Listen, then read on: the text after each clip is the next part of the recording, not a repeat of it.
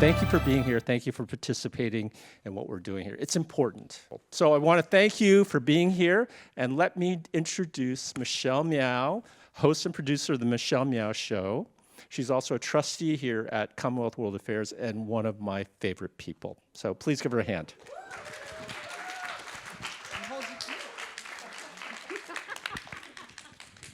Oh, thank you so much, Philip. Gosh, Philip has done so much for the club and the Commonwealth Club World Affairs and this great project that we're working on called San Francisco Futures Initiative. And so you ought to know more about it by heading to commonwealthclub.org. Hi, friends.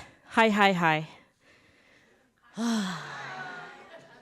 Wow, what an incredible year it has been. I mean, aside from, all the stuff, the silly stuff. If you were here a couple days ago on Friday, we shook the sillies out because it has been a silly year. But at least here at the club for the Michelle Meow Show, your A through Z, covering the LGBT, LMNOP, and everyone in between, we have been focused on experiences just like this, in which our stories matter, our truths matter, and as long as we are good to one another, that we're going to keep going. That's what I say. So there is more work to be done in 2026. I'm very excited to introduce to you Big Asian Energy, or BAE. I'm sure you're dying to know what this is all about because, Michelle, it sounds kind of funny. and because it is. So without further ado, I'm going to get off the stage too and introduce to you the person behind Big Asian Energy. I consider her, I guess, the nucleus of us all. And she is a major power player and big voice when it comes to elected leadership, politics, civic engagement. She has served for Mayor London Breed and many other elected leaders. She is currently second elected VP of the San Francisco DCC. She's managing director of Mercury. And by the way, delicious food coming this way because she's so generous. But let's give a warm welcome to Marjan Philauer. Good evening, everyone. I am so thrilled to be here with you tonight to talk about, to introduce, to surround you with, so you can feel Big Asian Energy. So question is, otherwise affectionately known as BAE, B-A-E, BAE. And tonight you will hear from several BAEs about what exactly is Big Asian Energy. Big Asian Energy is a Bay Area force that elevates Asian women in leadership, celebrates the power of our Asian communities, supports economic recovery in our cities and municipalities, public safety, small businesses, and brings people together to celebrate not just the culture, but the power that lies in our neighborhoods and communities. I am so excited to be here with these accomplished women here tonight so that you can hear for the first time about Big Asian Energy and follow us as we embark on this journey over the next several years and beyond. So thank you for coming, and I welcome our dynamic leaders to the stage tonight. Thank you.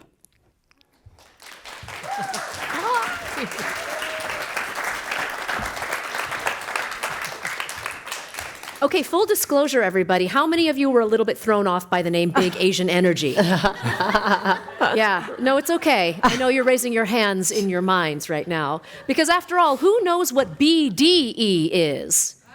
I don't know. I think Marjan did not know. She knew. Remember, there are children in the building right now. So ask your friends, listen to some popular music, you will find out. But truly, when we started talking about the name and asking people for their opinions, they all said, it's kind of edgy. It's kind of different. Yeah, I think it works because you all are women who are very accomplished in many different ways. You'll hear about it tonight. So you know what? Let's own it. Yes, thank you. All right, so for everybody for all of you who don't know, my name is Dion Lim. I spent 20 years as an Emmy Award-winning journalist all across the country. And, thank you. I used to hate, by the way, I used to hate saying Emmy Award winning because I think we are so conditioned to not pat ourselves on the back. But if we don't do it ourselves, nobody else is going to do it for us. So I like to tell everyone that my claim to fame used to be that I was the first Asian American woman to be at the helm of a newscast in different markets, at stations in Kansas City, stations in North Carolina, stations in Florida, of all places. And I never understood really what representation meant. I just thought it was something I could claim that sounded really great. After all, I grew up in these non-diverse places where I was the first and only. But then coming to the Bay Area, I didn't truly understand what that meant until the pandemic. The need to amplify our stories in a time of hate, when we were under attack as a community. Who was going to say something in that editorial meeting that would get the story to rise above so the world would know? So that is my story in a nutshell. And in this year of transformation, the year of the snake, my big news is that I stepped away from this very successful 20-year career as a journalist, partially because media, as we know it, is under attack in so many ways. The truth is at risk, but I think there are so many other ways to amplify, to tell our stories, to celebrate, and to tell things authentically. I have a book that's coming out in May of next year about my work amplifying stories of hate in our communities and the strides that we've made, and I felt the best way to tell that story authentically was for me to go out on my own. But truly, I'm not on my own because I'm with these women and all of you here tonight. So thank you so incredibly much for being here. I would like to just go down the row and ask everyone to take 2 to 3 minutes, introduce yourselves, so that way you all know a little bit about our backgrounds. We'll go with you. Hi, everyone. My name is Kiki Lopez, also known as Mix Kiki Crunch. Yes, thank you. And I work in public health. I'm currently one of the program managers at San Francisco Community Health Center, also known as API Wellness Center before. And my work focuses more on overseeing our API programming in our agency. And also, I am a big champion of the transgender community, especially queer and trans Asian, American, Native, Hawaiian, and Pacific Islander folks.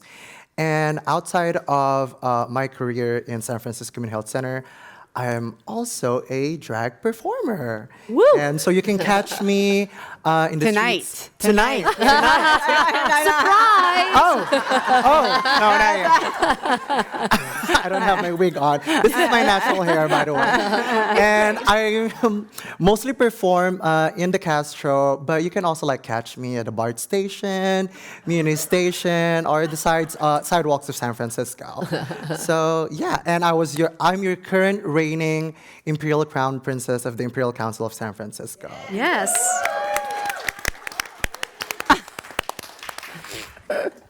Are we passing the ball? Let's do it. Dr. Gandhi, you're up next. Okay, I'm Monica Gandhi, and I am an infectious disease doctor and an HIV doctor, the medical director of Ward 86, which is an HIV clinic at San Francisco General, and do a lot of HIV research. And during the pandemic, since I was an infectious disease doctor, I did talk about that other infectious disease, which is COVID, and it's nice to be here with you all today. She's so modest. I know. Can I just say that Dr. Gandhi, you kept so many of us safe because I interviewed Dr. Gandhi probably every other day because you kept us abreast of all the new mutations, everything that we needed to know. I mean, you're kind of a hero. Thank you. Yeah. Thank you. Still so modest, so Asian.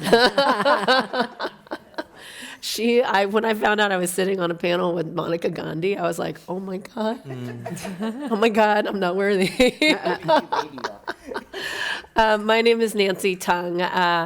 I wear a lot of different hats. I've been a prosecutor for the last 25 years. I've worked in multiple agencies, and I'm currently in the San Francisco District Attorney's Office. I am the chief of the Vulnerable Victims Unit, which deals with elder abuse and hate crimes cases in San Francisco. That's my day job. And I have a couple of volunteer jobs, one of which is running the San Francisco Democratic Party in San Francisco. So I've been an elected member of the local party this is in my second term. I'll say that in my first term, I was on a very, very small minority of moderate Democrats in San Francisco. The other 22 seats were progressives. And one of the great accomplishments in my political career is running a slate of people to actually flip that so that now we have a moderate majority on the local party, which has really changed the direction and the trajectory of the city, I think. So the most important job to me is being a mom. I have two Volunteer kids. job. Volunteer Right. job. not compensated, except in love, hugs, and kisses. My younger son, Maddox, is in the back right now eating Whole Foods mac and cheese, because that is what we do as moms. We try to feed our kids in the way that we can. It's been a real journey in politics in San Francisco. I was recently also appointed to the Airport Commission, which I think the airport is one of the most professionally run departments in the city and is extraordinarily vital to the city's success and economic viability as we move forward out of COVID. But that's me in a nutshell. I've got lots of other personal stories to tell. Oh, look, and I used to run marathons, but not anymore. Can I just say it's so nice because I know you as like a hard-nosed prosecutor, hate crimes, and being able to see this and get to know like you and your family, it's really lovely. Yeah, well, thanks. If you, like, those are pictures of me graduating from law school. I went to Berkeley undergrad with my friend Marjan Fillahauer here. We walked across the stage together, Yeah, graduating that's from Berkeley in political science. I have a law degree from Georgetown University Law Center, and that's me in a nutshell. So my name is Marjan Fillahauer. I am so proud to be sitting here with these Renaissance women who wear several hats, so there are a lot of hats on this stage. I am managing director of Mercury Public Affairs. We're a bipartisan national crisis communications, PR, lobbying, GR firm. And I'm also a community advocate. I co-founded our local small business association. I work with local merchants to ensure that they're getting services that they need from the city and partner with public safety, and really ensuring that their voices are heard, especially small businesses owned in neighborhoods in communities of color. I also am the second vice chair of the local Democratic Party, and that's a post I've held now just for a little over a year, when Nancy led us to victory last March. And I'm really excited to be here in encapsulating these different roles to advance what is really very important to me, which is empowering our API communities. So thank you. All right, give it up for our Big Asian Energy panel. Okay, I'm going to start off with a question that is very open-ended. This was suggested to us by Michelle, talking about some of the struggles we have had as Asian American women, because I think they're very specific. And something that I find crazy is that in a place like San Francisco and the Bay Area, where we are so big in population, we also don't talk about these challenges very often. Maybe it's cultural, right? Growing up, we're told to just kind of stay in our lane, don't cause any problems.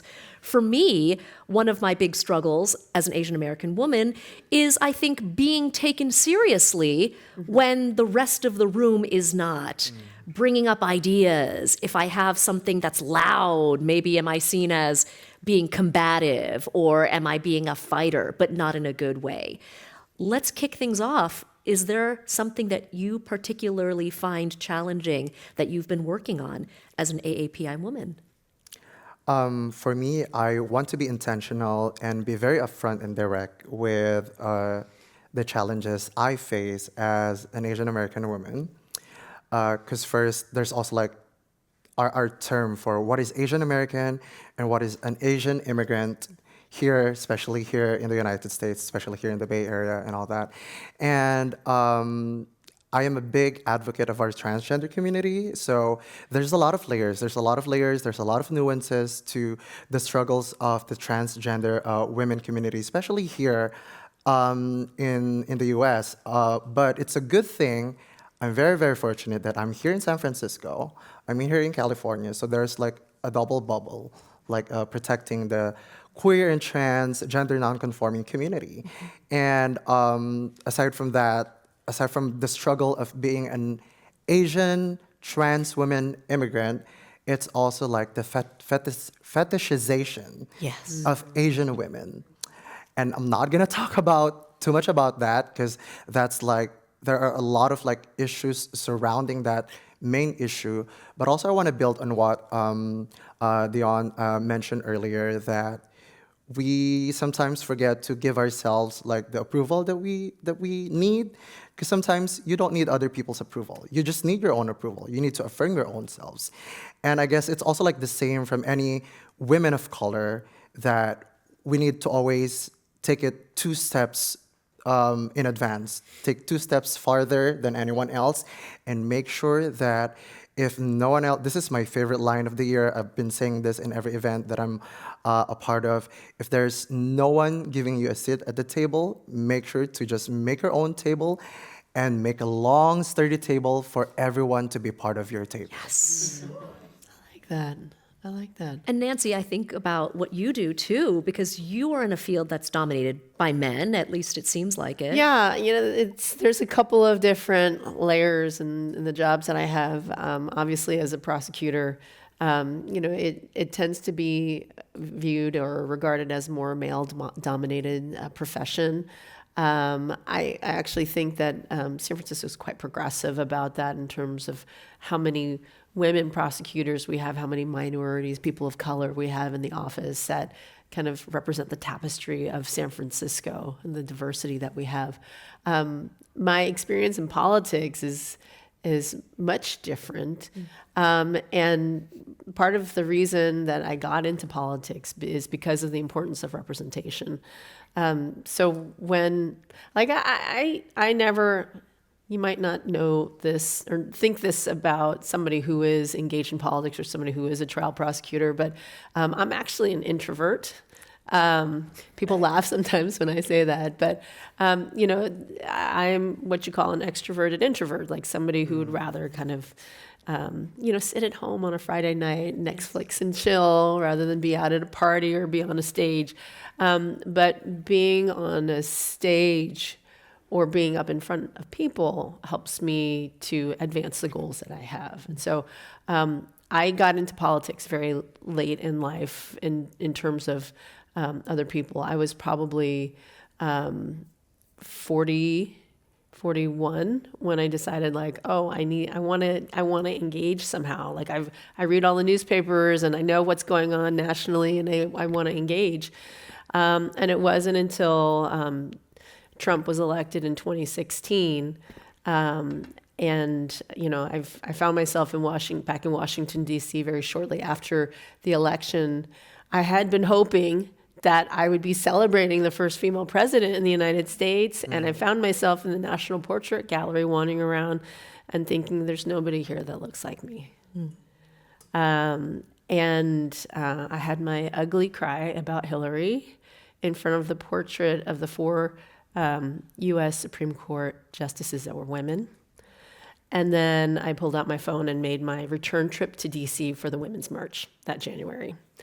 And so I think, if you ask people about what their political journey was like, some people started in high school, some people started in college, but I really think that my political journey began like with this awareness that there wasn't representation. There weren't a lot of people that looked like me.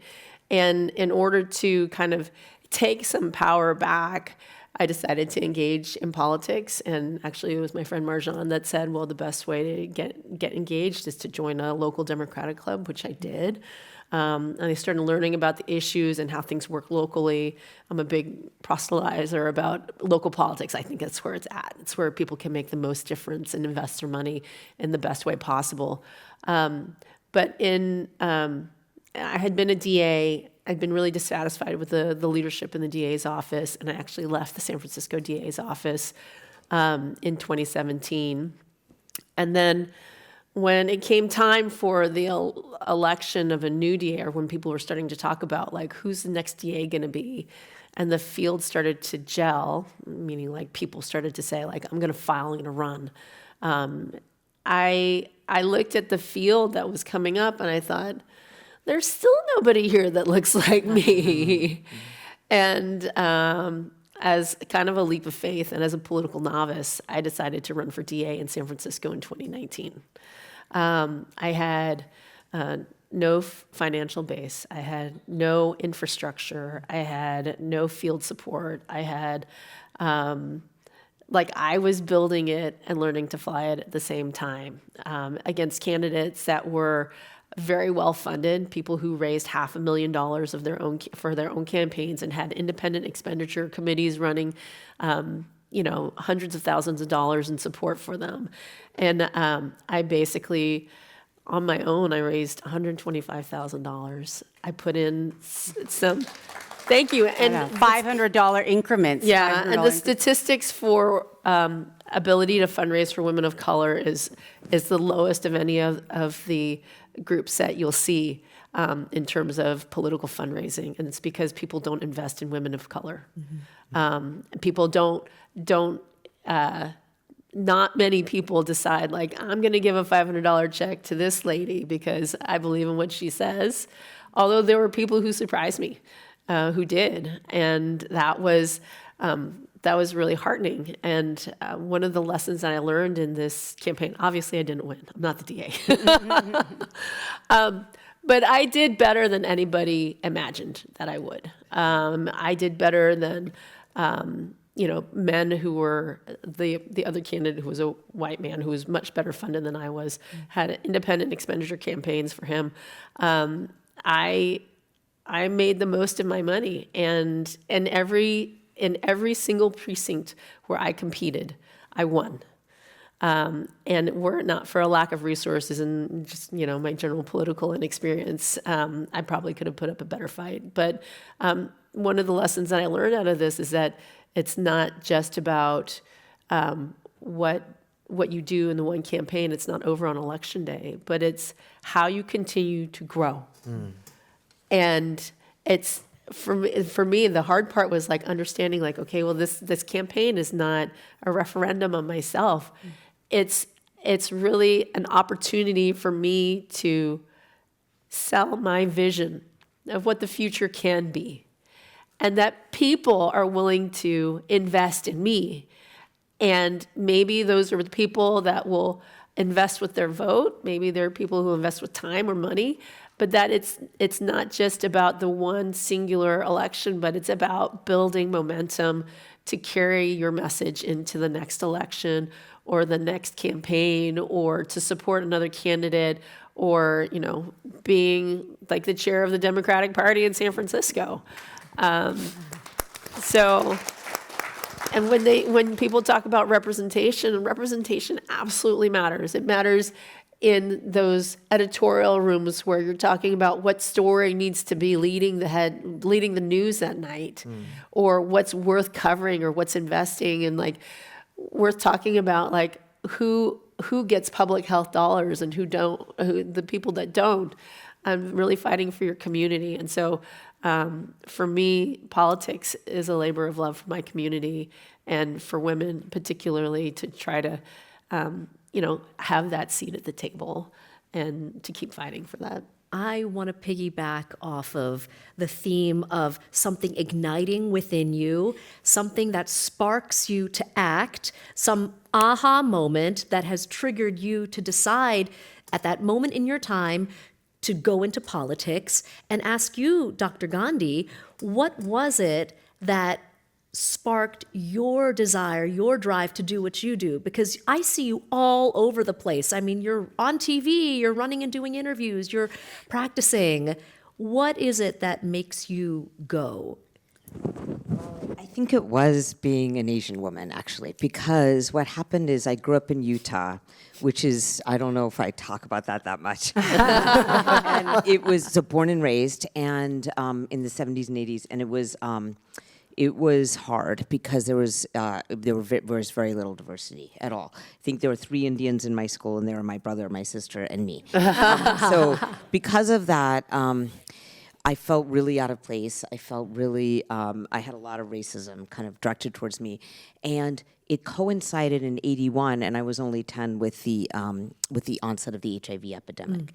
And I couldn't be an HIV doctor when I was 10, but it really shocked me about the attacks on LGBTQ communities at that time, because I couldn't understand, like, just like I couldn't change the color of my skin, Yes. people cannot change who they are. And I was flabbergasted by the stigma, actually. And so it's what made me go into, I had a friend who was gay, and his Mormon parents put him on the street, and he was very cold, and because of that, I just made a beeline. Like, I wanted to do HIV. So then I went to medical school at Harvard. I came to UCSF, and I made a beeline to San Francisco because it was the exact opposite of Utah. Yes. Like, they used to have these parades called Pioneer Day. Like, Pioneer Day is the date that Utah becomes a state, and the order of the float is the president of the Mormon Church and his wife, and then the governor Wow. of the state of Utah and his wife. So there's this admixture between church and state. And then I came here, and there was the Folsom Street Fair, and I was like, okay, this is totally different. Did you see color? Because I always say, coming to San Francisco, you see color for the first time if you come from a rural place. It's really nice. It's really nice. Well, that But sounds it was like more something. the destigmatization, like that there was more acceptance. Like, that's why I wanted to be here. Yeah. And it was the epicenter of HIV, in the 80s and 90s, and I wanted to be at the best place, and UCSF is the best place Yeah. to do HIV care and to do HIV research.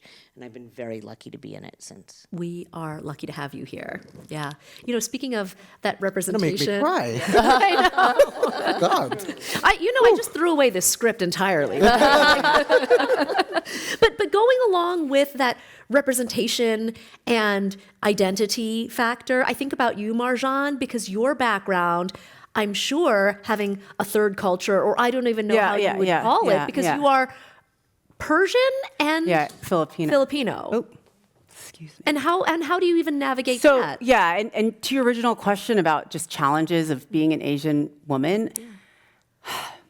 So unlike Nancy, I am an extrovert. I love being an extrovert. I love being around people. Did you notice I am that? loud, and I can't even pretend to be shy. Like, I tried once, and everyone's like, "What is happening?" Here. And so I get my energy from being around people. And my dad and my mom, my dad came here from Tehran, and my mom came here from Manila, Philippines. They met at the test of English as a foreign language at San Francisco State. And my parents, I love my parents, and they really did everything they could to give me the life that they didn't have in their country.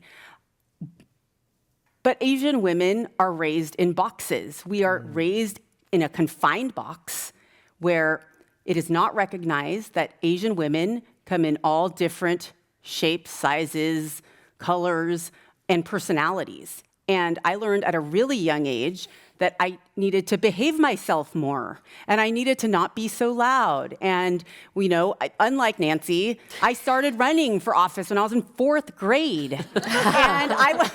And when I was in 6th grade, I moved to a new school on the peninsula, and I had the nerve I had like one friend, and that friend became my campaign manager. And, I went to this new school, and I had the nerve to run against a very nice, blonde-haired, blue-eyed boy who was running for 6th grade president. And he was the most popular boy in the elementary school, right? I didn't know where that school was. So I ran because I thought we could make improvements in the student store, and I didn't know anybody. And I went around and I took lollipops. I put Marjan for Prez on it. I handed it out. I made all sorts of friends, and then I won. It was thank you. Actually, I am still very proud of that. But I have to tell you, there was a whole, people complained. Why did she win? She bribed people. They had to do a whole assembly with me sitting right there about what bribery was, right? I am sure that wouldn't have happened if it wasn't like this brown Asian girl, in a school that was predominantly white. And when I went home and told that to my parents, they're like, well, you can't talk about white people like that. You can't talk like that. And, even when, sometimes, of course, they're very proud of me, but I'm very outspoken. And I usually point things out when things are wrong. And, even to this day, my son, I have 3 kids, and my son is 18, my daughter's 16, my youngest son is 12. But my son was having an issue in Canada. He goes to college there, and I had to actually fly there and start yelling at people because it wasn't right. They were turning him away at offices. And so I called my dad, and I said, I had to yell at this woman, and I had to yell at this guy because they weren't giving him the time of day, and they were going to kick him out of school. And he said, Marijan, make sure you are very polite. And do not be disrespectful. Yeah. And I feel, this is why we're talking about big Asian energy, because even if you are 90 pounds, 5 feet tall, or, 200 pounds, 6 feet tall, the energy is still there, and we need to be allowed to embrace it. And I feel that as an Asian woman, I have been confined in that box. People try to put me back in that box, and I've spent my entire life trying to break out of that box. And, if you want to stay in the box, stay in the box. But if you don't, and there's no problem staying in the box, right? You should just do what makes you feel more comfortable or the most comfortable. And I feel that as Asian women, not even to get into the fetishization that you're talking about, or being one of the few, it's like your siblings or your cousins, at a school, all those things, Asian women are not afforded the same luxuries, social luxuries, as other communities. And it has so much to do with what all of you have already pointed out. Yeah, I think there's this thing that we are supposed to be one way or the other. And I think when we do break out of the box, it's kind of scary for people who what's are not happening? used This to isn't it. supposed to happen. Yeah, because for me, I was known for covering the world's smelliest flower, or walking the red carpet at the Oscars, or going on the road with the Warriors, things like that. But when I started really speaking out and getting loud about how much I wanted to cover stories about hate, xenophobia, racism, discrimination, suddenly I was the bad person. People in the community, the amount of hate mail, I remember people would say, go back to China Connie Chung, all sorts of things. But I think because of the community, because of the fortitude from women like you all, it gives me the strength to keep going. And suddenly all of the hatred becomes just noise. It's no longer so important. Well, and see, this is when I met you, Dion, is when you were really reporting on Asian hate stories during the pandemic. I know that your outspokenness came at a great personal cost, eventually. But it made you so endeared by our community. And even though you are not okay, for those of you who are native San Franciscans, people who were born in San Francisco and went to elementary Live in the same school. house for 50 years. Exactly. Yeah. But you will appreciate this, Dion, because I think that people, native San Franciscans and just people who live here, work here, and me, like a naturalized citizen of San Francisco, since I've lived here for 25 years now, really embraced you and really saw you as somebody who was a champion for our community, even though you were not necessarily originally from here, but have become like one of the most beloved personalities in San Francisco. Man. Can't make the moderator cry, okay? No, but I appreciate that, because I think so oftentimes there's this emphasis put on local, especially in the way that TV journalism is as a whole, right? There's a pedestal put on people who are local. But what does it truly mean to be local? I think it's people who are in the trenches, people who are listening to your community. And that means a great deal. And I remember meeting you and seeing you and not knowing anything about you and just thinking, oh, I want to work her as a source. Maybe she'll give me some information. But really, Nancy, you showed up and you spoke out when we never saw prosecutors be so forward. So thank you for pushing the boundaries and going out there and putting yourself on a limb for all of us. Well, what was easier about it is that I wasn't actually working in the San Francisco DA's office at that point in time. And so like I could talk about it all day long. I could criticize, oh, that guy who beat me in 2019. Well, he is doing a job. Shade. Yes. I was waiting to see who would drop the first expletive. Well, I might be an introvert, but I just tell it like it is. I mean, can I ask you about some of these challenges? Because I can't even imagine what it was like for you trying to explain to not only your family, but the community, the identity that you have chosen, and also navigating and figuring out for yourself how you wanted to represent yourself. Thank you for that, Dion. And I'm like, okay, first I'm like, there are a lot of uncomfortable questions like coming from folks who are not trans identifying, like, oh, but you're pretty. You look like a woman, but you're trans. Like, first of all, honey, I know. Just like, please. I don't want to come across or appear as someone passing. I'm happy with my identity as a transgender woman. And I think it's also like about like making sure that we break out of that mold, break out of that model minority, especially for Asian women. That's why we try to be outspoken, even if the external circumstances are really, really challenging, especially right now that the federal government is not only discriminating against the community I am a part of, but trying to erase our narrative, erase the history and the contributions of transgender folks. So, but here in San Francisco, I'm just also very glad that I have role models to look up to, because whenever I speak with them, they didn't have any role models back then. They didn't have any role models for the Asian community. I'm speaking of the one and only legendary icon herself, Tita Ida, who's also been very big in the Asian community, trans Asian community. And yeah, it's also, I guess, finding that peace and level of being unhinged. I think that's what the kids. I think that's what the kids are using right now. I'm 35 years old, so I'm not even like remotely Gen Z, and I think that's what they're using right now. I'm just unhinged. I'm like I don't really care if other people, especially in my family, if they're like, oh, you chose this path, you chose this identity. I'm like, you know what? That's why I'm not speaking to you, and I'm good with that. Especially during these holidays, I feel like. As part of the Asian community as well, we are taught that family is very important. Yes, I completely agree that family is very important. But I also think we should unlearn that and learn to set boundaries and divert our attention away from toxic family members. We don't want to compromise our mental health or even our physical well-being, just for the sake of appeasing the members of our family.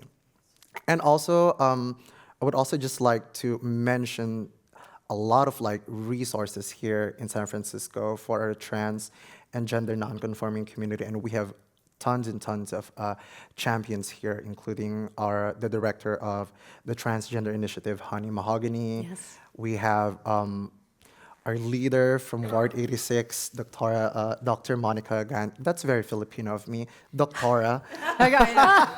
Dr. Monica Gandhi. And also just a huge shout out to, because I saw her today, and like organizations such as Filipino Women's Network, where Marjan and I got connected, and I'm just so happy that Asian women here in the Bay Area, here in California, really stand up for each other, lift up each other, even you're a different type of woman, for the lack of a better and term. so Ms. Kiki and I were in the last San Francisco showing of the Vagina Monologues in October. And if you get a bunch of Asian, Filipino women in particular, chanting the word vagina in every form for like an hour and a half. I mean, you want to see people's reaction, right? I mean, I love it when people celebrate it, but it's like, she keeps on saying vagina, talking about her vagina, and this another story about a vagina, and it's just vagina, right? And it was so empowering, and you were a big part of that. I felt instantly connected to you. That's what it took. That's what it took. Yeah. And it wasn't even vagina. It was supposed to be vagina. I've totally lost my train of thought, you guys. Margina. She just said Margina, which is cool. Like, Margina. yeah, it's like, We really are unhinged right now. Oh my God. Yeah, Big you said Asian Margina. energy.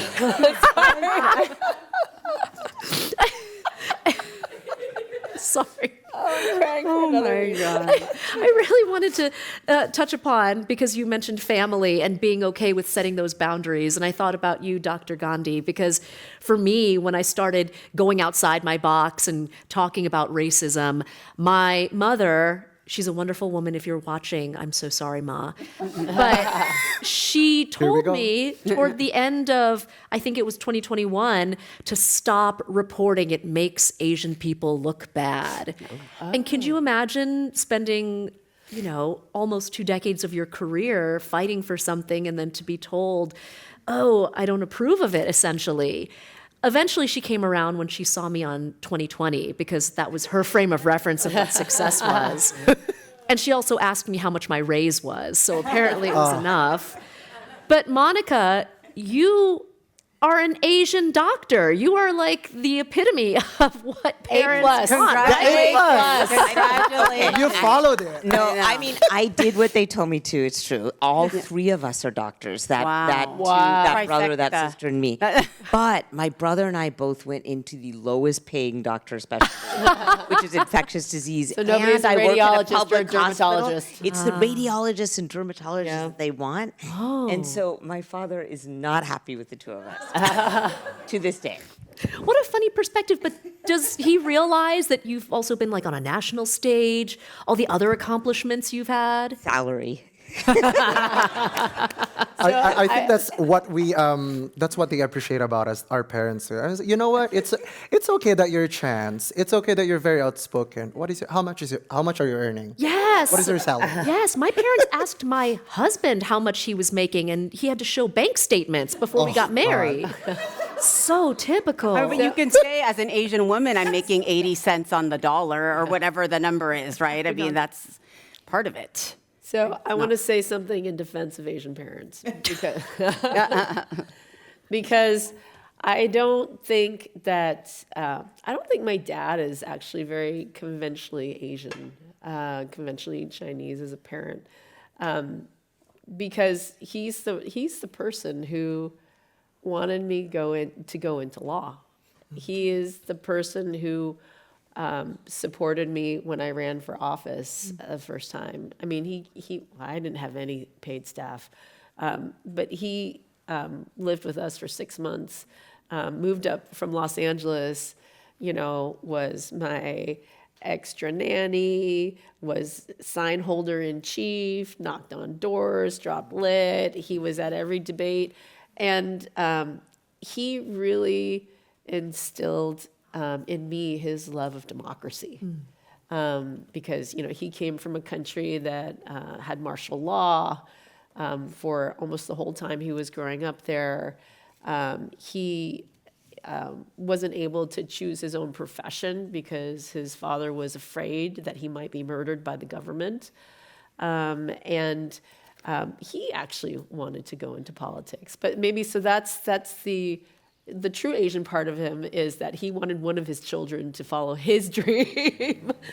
But it was something that coincided with, strongly held beliefs of mine, and that he has, like, when I became a prosecutor, when I was going to law school, I remember this, he's a real estate agent. And there was a client of his that had these, like, really rusty looking scales of justice in his home.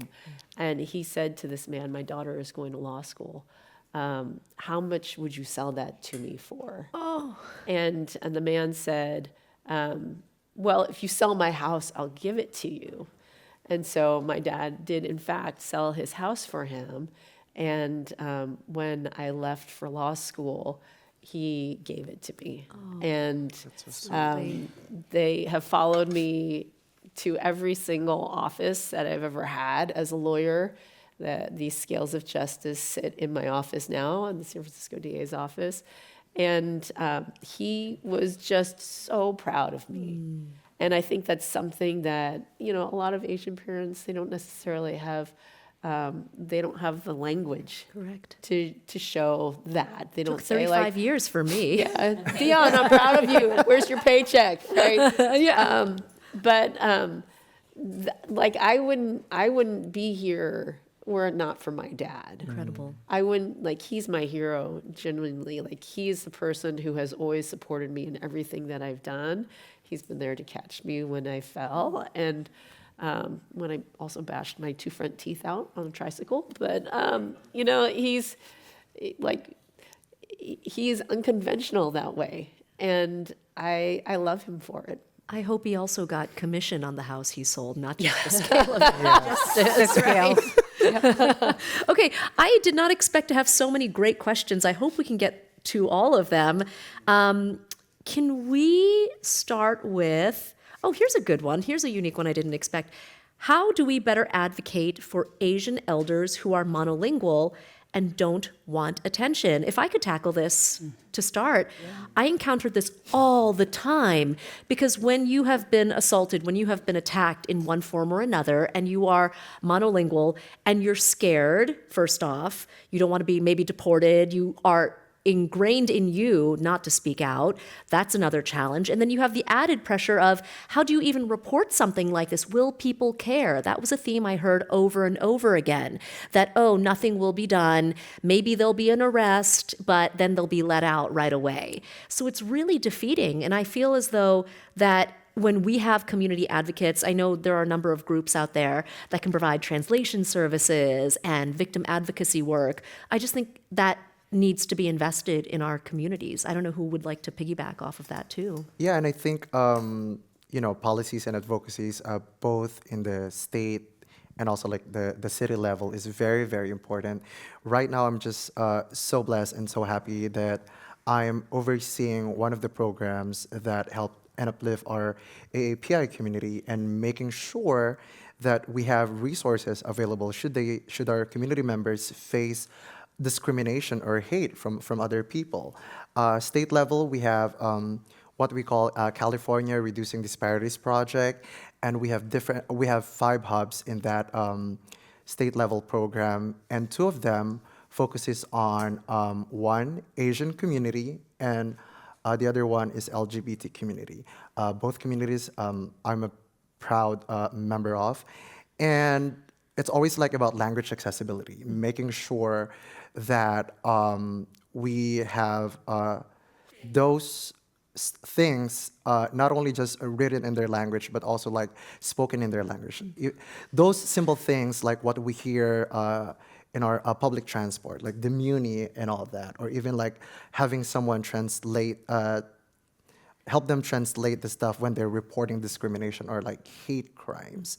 And I believe like there are 2 Asian languages as part of the primary language here in San Francisco, or like here in the Bay Area, like the Chinese language and 3, Chinese, Vietnamese, and Filipino, I think, is like part of our 4 main languages here in San Francisco, recognized here in San Francisco. And yeah, I believe language accessibility is always a need for our community, especially to our elderly, our aunties, our uncles, who are out there and who might face threatening or like life-threatening circumstances when they just want to go to the farmer's market every Wednesday. I want to try and breeze through as many as I can. Can we keep going? Is that good? Yeah. Okay, great. Lightning round. Okay. Let's do it. I know. I've got a lot. Thank you all so much. What can Asian women leaders do to help lift other women and break the bamboo ceiling? It's a big one. Yeah, I think that we do things like this, right? and that instead of thinking as, Marjan is my competition, like I think of her as my sister, right? Yeah, but we have known each other for a very long Yeah, time. I mean, that aside, no, I think it's not just about like, you doing well for yourself and being a role model for others, but also remembering that you need to try to spend the time to lift other people up as well. Yes. So I make it a regular practice of mine to meet with young people who are just trying to figure out, like, how do they engage in politics? How do they engage in San Francisco?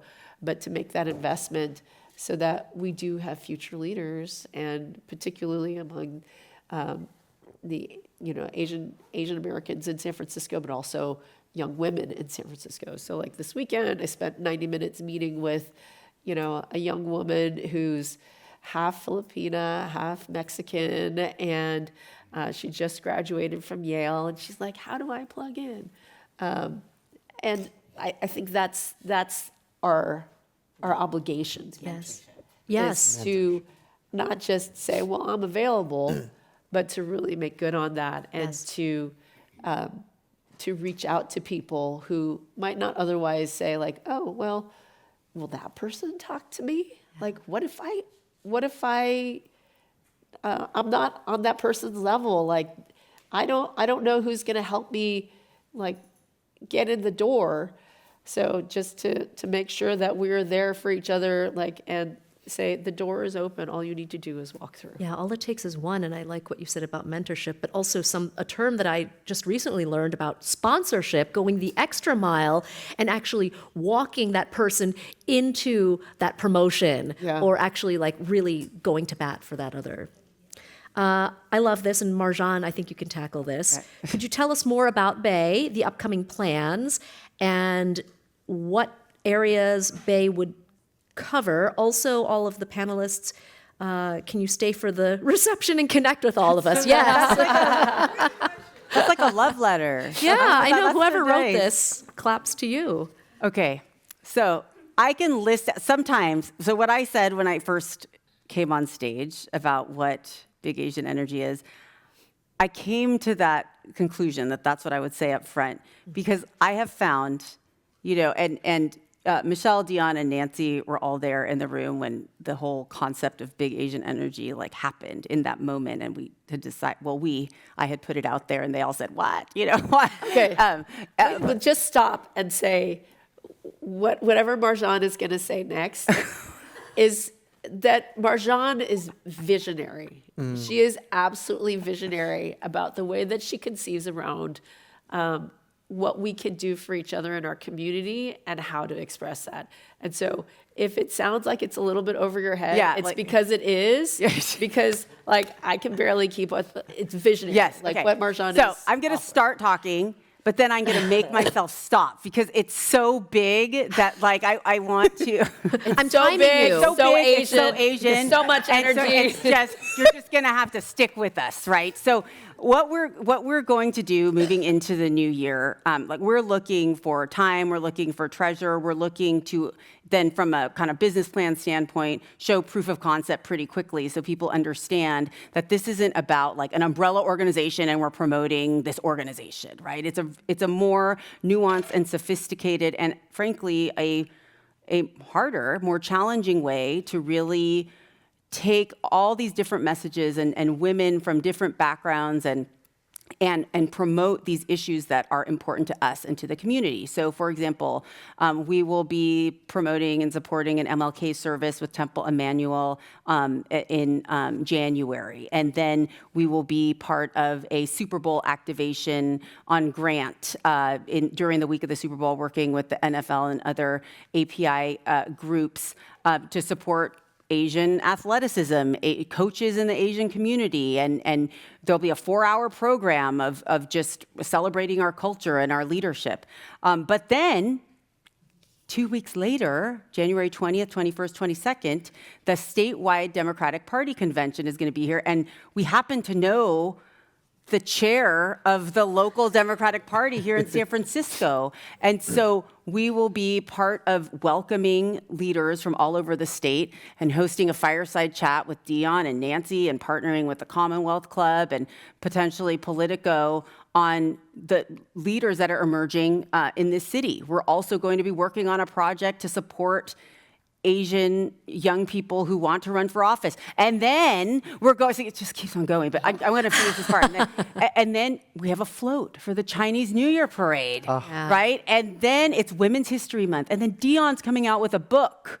We're going to be behind her book tour and just, take it international. But when you want to talk about the region, I mean, San Francisco Bay Area, but then that'll be the thing, right? So We got a lot on our plate, Marjan. yeah, and then it's FIFA World Cup, right? So all those things, I'll stop at June. But it's going to go on because there's so much. Sorry, I was at the wrap up, sorry. No, but I hope Don't forget about Pride. Oh, the end of June. I will stop at the end of June.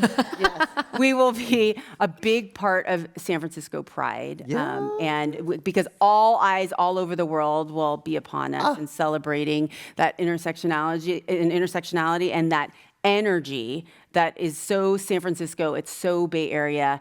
And that's going to launch us into the summer months. I'm really, really excited about that. But, stay tuned for more. We have a website, bigasianenergy.org. If you want to email us, it's whatsUp@bigasianenergy.org. Oh, God. And It then, it's what's up. I didn't know And this. then, Two S's? oh, Like, no, it's what's not up? the what's up. It's what's up. Oh, the app. Come on. The app I WhatsApp. can't, I know. It's like, it has to be like, it's what's up.